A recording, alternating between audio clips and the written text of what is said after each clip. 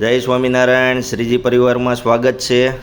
આજ રોજ અમારે ઓર્ગેનિક સ્ટ્રોબેરી જમરૂખ આવી ગયા છે. જોઈ શકો છો, આપણા ખેડૂત ભાઈ છે જે લોકો સવારે 5 વાગ્યાની મહેનત કરીને આ ઉતારે છે.